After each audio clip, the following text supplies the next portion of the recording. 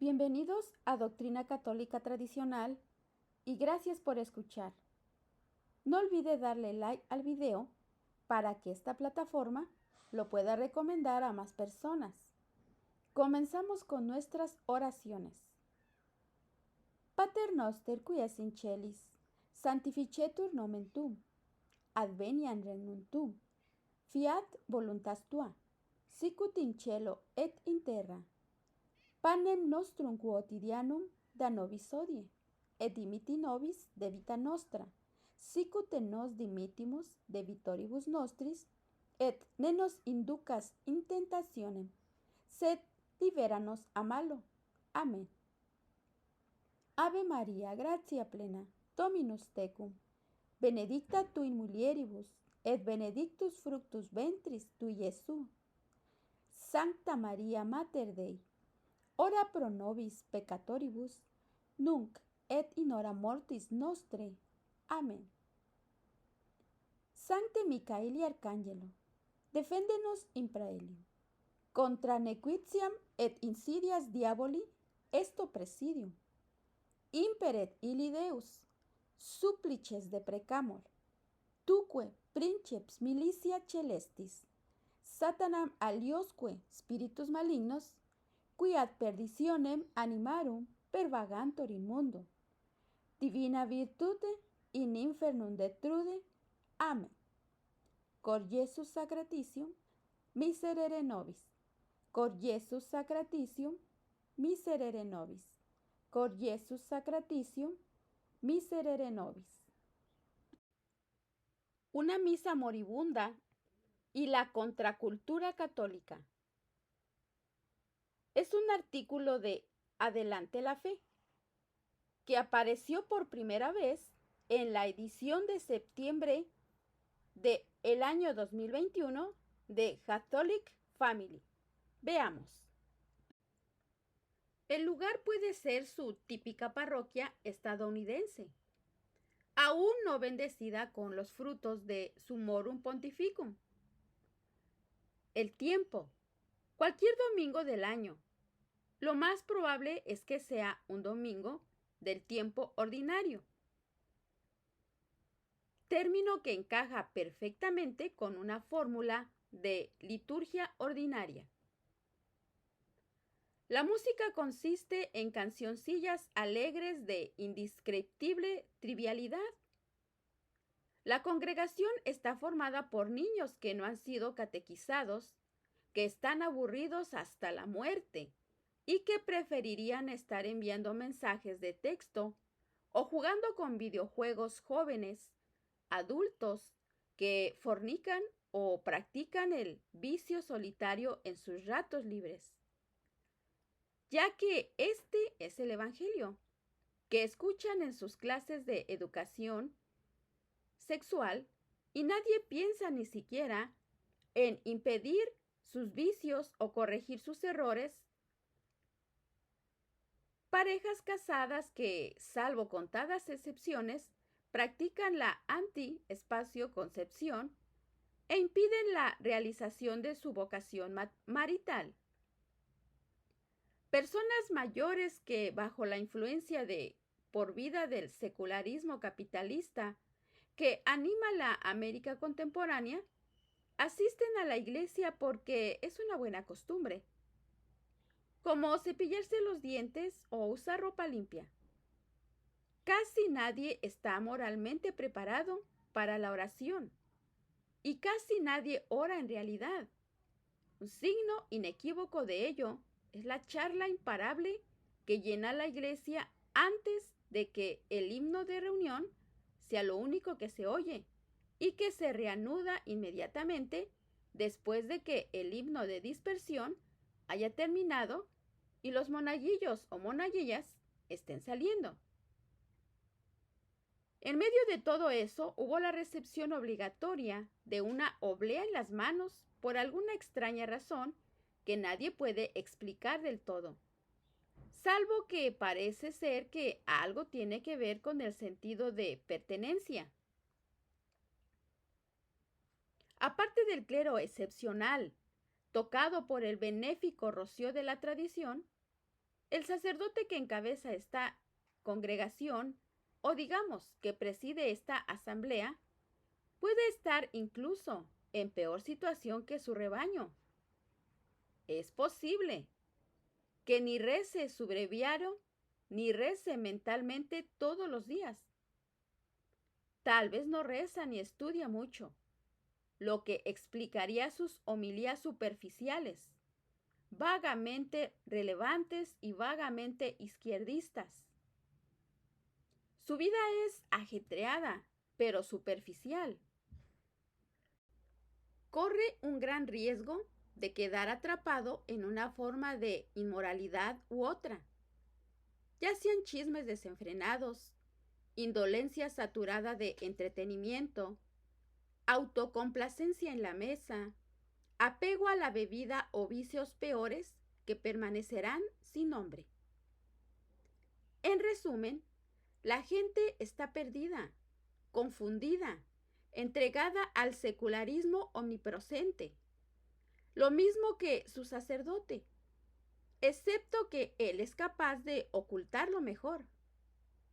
Es más, a menudo ha ido un paso más allá y ha invocado el Concilio Vaticano II, lo que hace que, mágicamente, la falta de fe, la falta de doctrina, la falta de moral y la falta de liturgia solemne suenen como una acomodación piadosa al mundo moderno.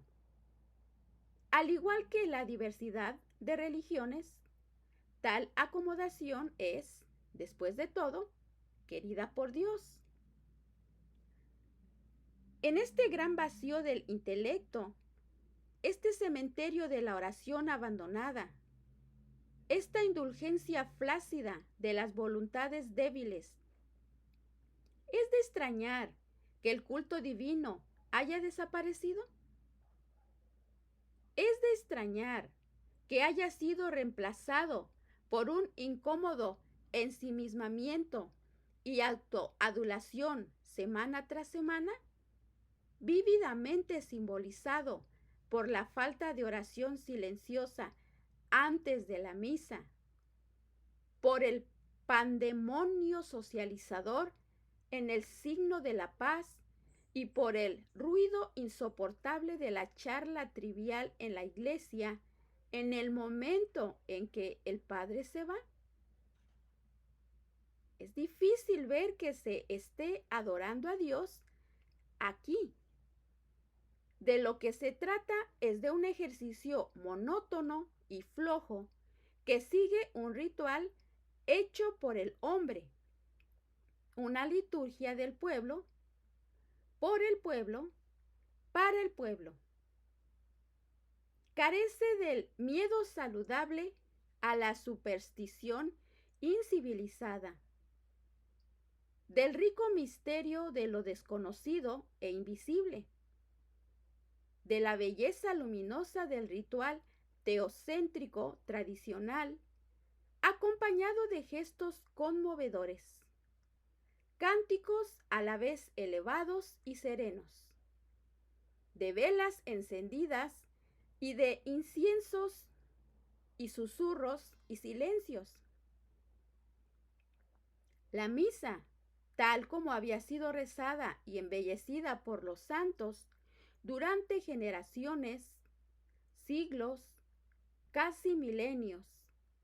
Esta misa ha sido desechada, reemplazada de la noche a la mañana por la inflada banalidad de un comité. Estamos cosechando los frutos enfermizos de esta parodia satánica de la tradición. La más enfermiza de todas es la Traditionis Custodes de el Papa Francisco, cuyo título en latín podría perfectamente traducirse como Guardias de la prisión de la tradición. Modernismo a la carta. Veamos. La iglesia de rito latino está hundida en el barro del modernismo, La admirable catequesis litúrgica del pontificado del Papa Benedicto XVI afectó para mejor o un pequeño porcentaje de parroquias y comunidades católicas de todo el mundo. Aquí es donde se está produciendo una renovación católica reconocible. Sin embargo, sí es cierto decir que, entre paréntesis, las cosas están mejor que en los días de Pablo VI, simplemente porque hemos pasado del abuso extremo o de la experimentación indignante, a la banalidad y la esterilidad, de la burla a la mediocridad. ¿Qué tipo de mejora es esa?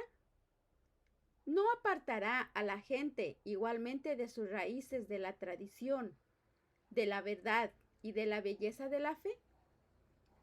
¿No será incluso más peligrosa en la medida en que parece ofrecer una especie de estabilidad y de confiabilidad, cuando en realidad lo que ofrece es desperdicio y vacío absolutos? La Iglesia en general no ha podido resistir el embate de la anticultura militante secular, despojada de su más alto y preciado recurso en el combate espiritual. El abandono del antiguo misal con el ortodoxo Quo Primum, con el que el Papa Pío V lo promulgó para utilizar el nuevo misal, lo que ha sido como pasar de un cañón a un cuchillo de mantequilla, de las trompetas de marcha a los favores de la fiesta. Acercar los aspectos extremos de la liturgia a la vida moderna significó acercarla al sinsentido y la blasfemia de la vida moderna, pensando que estaban haciendo un favor a la gente. Los aborregados pastores de la iglesia dieron a sus ovejas y cabras una excusa para dejar de ir a misa por completo, porque la nueva misa se convirtió en una representación del mundo vulgar y perdió su relevancia espiritual.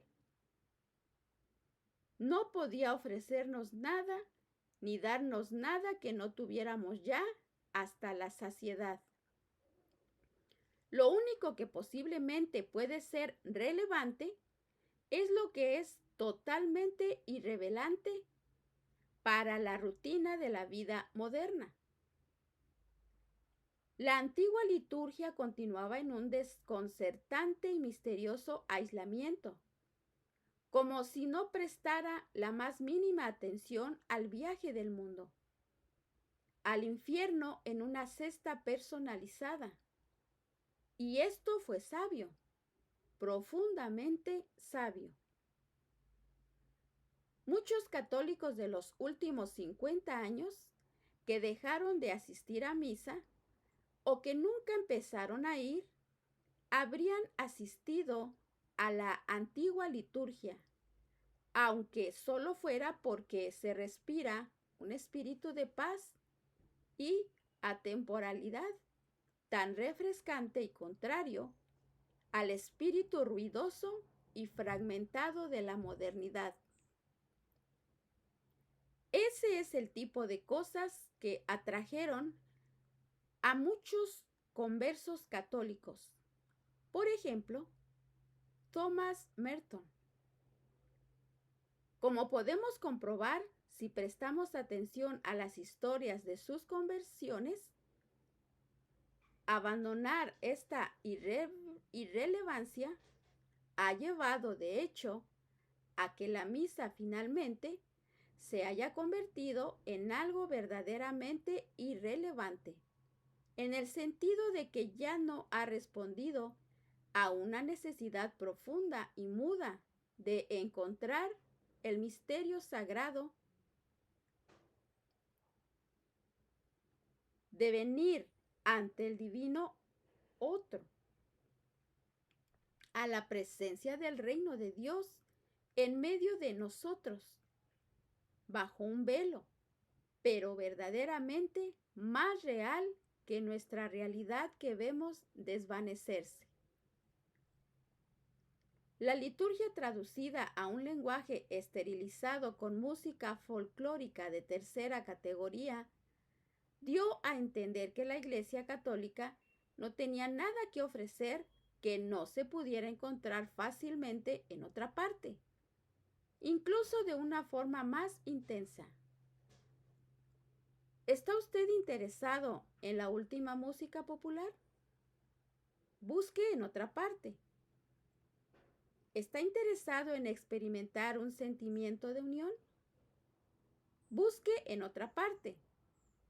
Este tipo de colectivismo autoestimulante florece mejor fuera de las puertas de la iglesia que dentro de ellas, lo que hace que el intento clerical oficial de imitarlo sea ridículo, si no fuera porque es un sacrilegio. La batalla por la tradición. Ni una palabra, ni siquiera la del atormentado Pablo VI, puede derribar una tradición de toda la Iglesia que se extiende de un extremo a otro de la tierra, como señala el gran San Juan Damasceno en su defensa de las santas imágenes.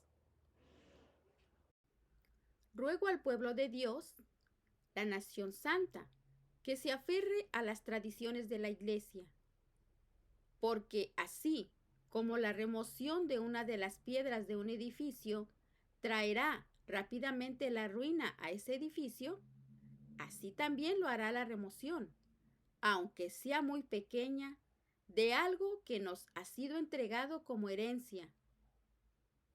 ¿No es esta remoción la que hemos visto producirse una y otra vez en las últimas décadas? No en vano, los padres del Segundo Concilio Ecuménico de Nicea, allá por el volátil siglo VIII, condenaron a los iconoclastas que se atrevieron a profanar o destruir íconos y otras imágenes sagradas. Tuvieron el descaro de criticar la belleza agradable a Dios representada en los monumentos sagrados. Eran sacerdotes de nombre, pero no lo eran realmente. El mismo concilio ordena con rotunda firmeza que todos los que fabrican prejuicios pervertidos y perversos contra el respeto de cualquiera de las tradiciones legales de la Iglesia Católica sean suspendidas si son obispos o clérigos, y excomulgados si son monjes o laicos. Así es un concilio que sabe lo que le corresponde definir y está preparado para respaldar sus palabras con hechos.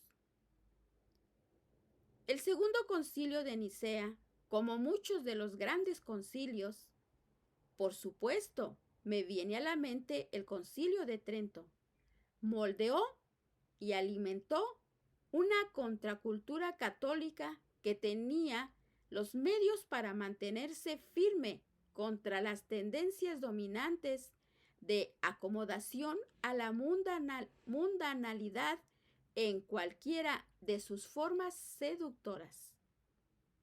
Nuestra propia época no es diferente en el sentido de que también exige una contracultura perseverante de fidelidad a la tradición, dispuesta a mantenerse firme contra el relativismo y el indiferentismo que han penetrado no solo en las sociedades civiles que nos rodean, sino también, hasta un grado vergonzoso, en la jerarquía eclesiástica, inducida gran parte de la curia romana y el ocupante de la cátedra de San Pedro.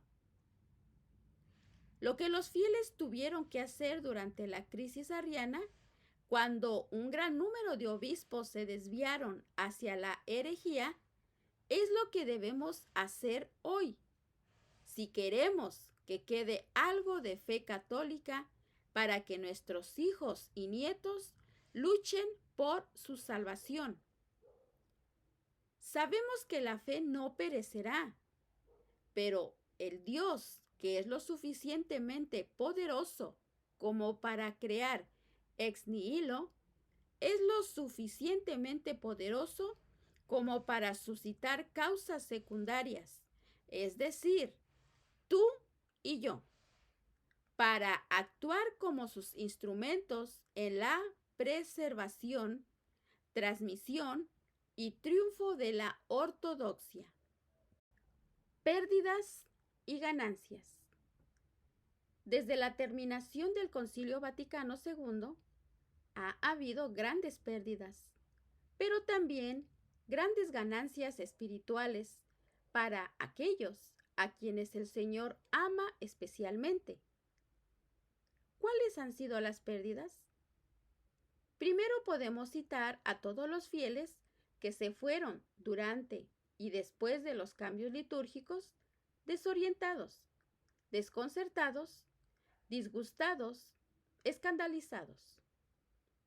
En segundo lugar, están los fieles que no entienden nada acerca de su fe y la contradicen en la práctica con bastante frecuencia, irónicamente, porque continuaron yendo a la iglesia, donde se embriagaron con el veneno de la falsa doctrina y el culto antropocéntrico. En tercer lugar, están los jóvenes que no se preocupan por creer en algo o en acudir a la iglesia. Un panorama desalentador, sin duda. Pero hay logros que no debemos dejar de reconocer. Estos son tan potentes en su intensidad como escasos, hasta ahora en número.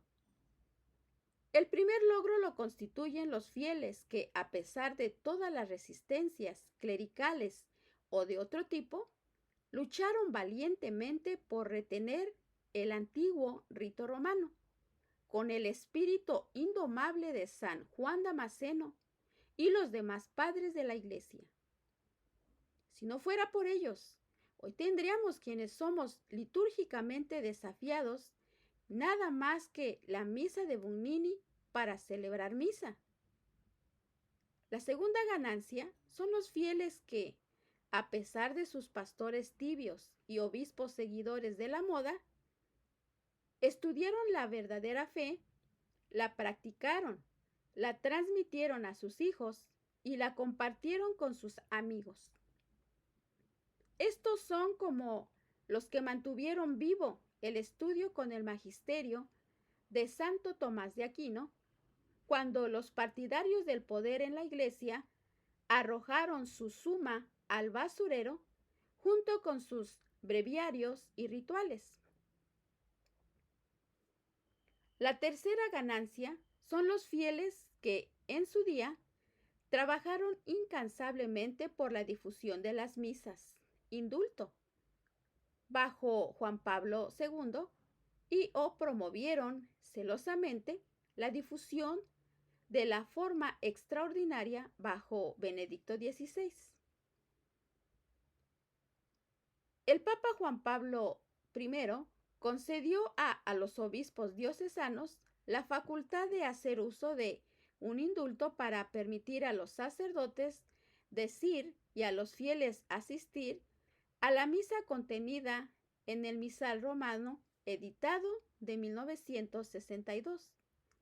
Parafraseando un ingenioso artículo de la Fraternidad de San Pío X, pasamos del zoo a la reserva y ahora volvemos al zoo, pero nuestra fuente secreta de esperanza es que, en este caso, los intentos saben más que por sus guardianes y les sobrevivirán.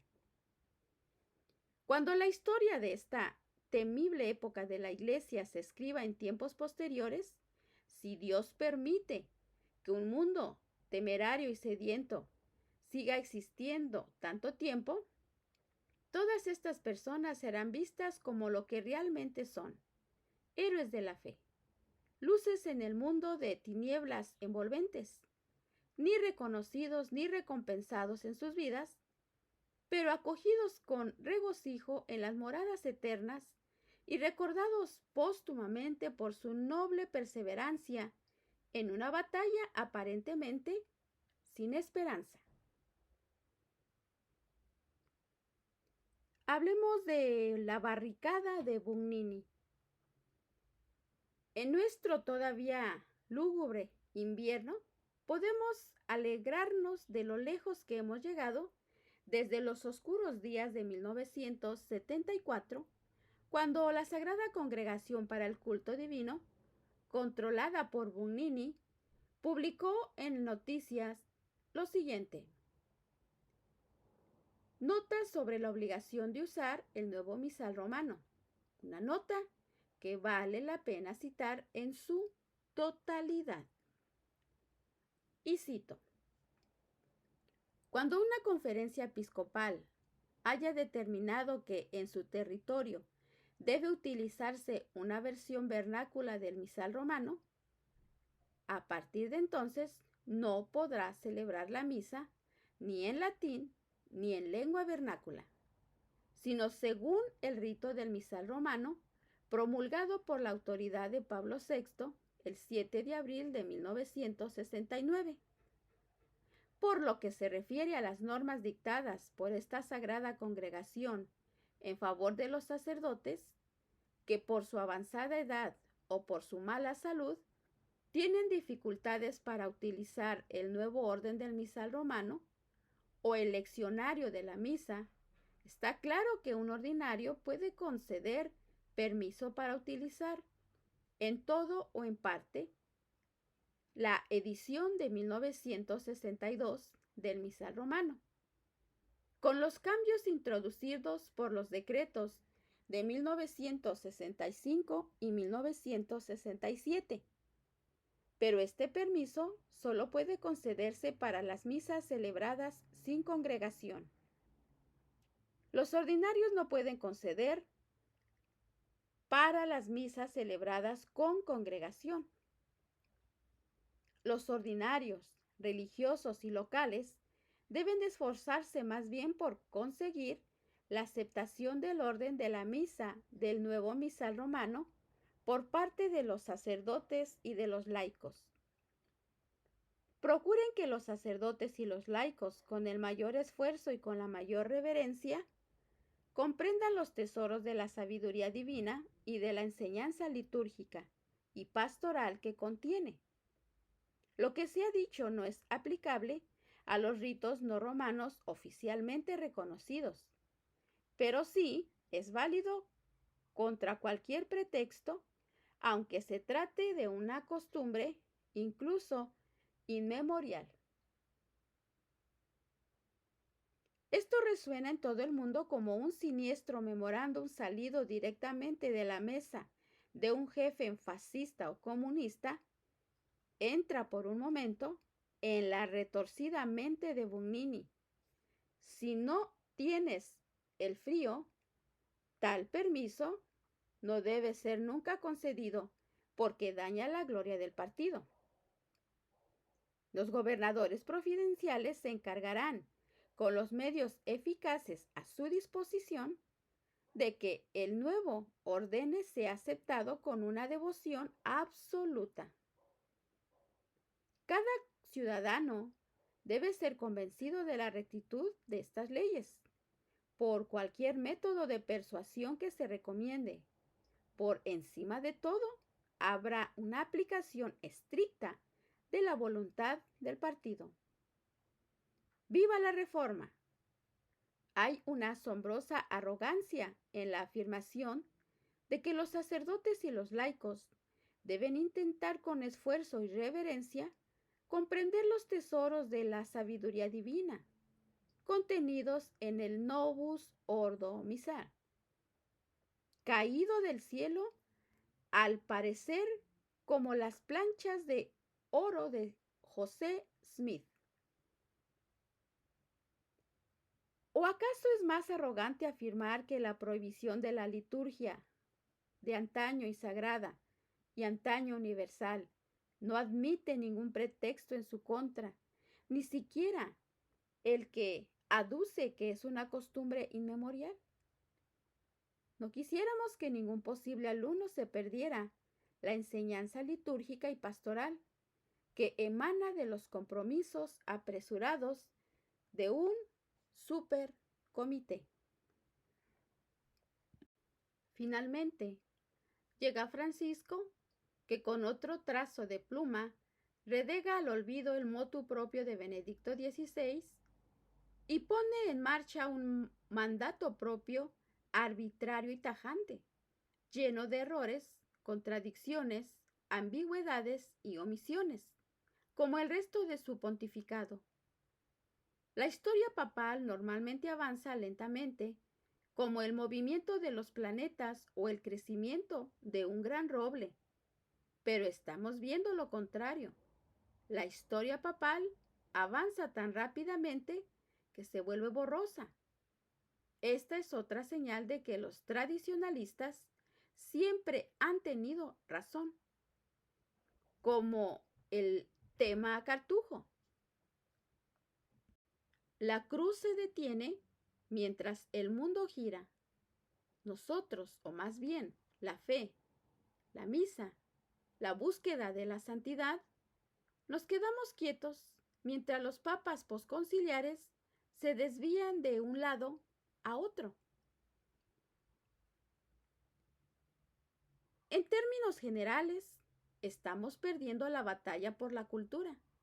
La mayoría de los católicos no conocen su fe, y si se les explicara realmente, especialmente las enseñanzas morales, la mayoría la rechazaría de plano por absurda, imposible o subversiva de las libertades personales que nos son más queridas que Dios mismo. Cada vez más abiertamente, los medios de comunicación y el cine atacan y se burlan del catolicismo.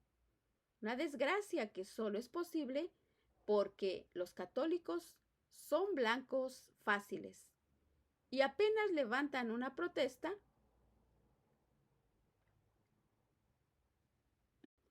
imagínense si se burlaran de los judíos o de los musulmanes en una película importante. La mayoría de los laicos no están sirviendo de levadura en la sociedad secular, purificándola y elevándola. La sociedad secular simplemente los ha asimilado y les ha lavado el cerebro hasta un punto de acuerdo casi total.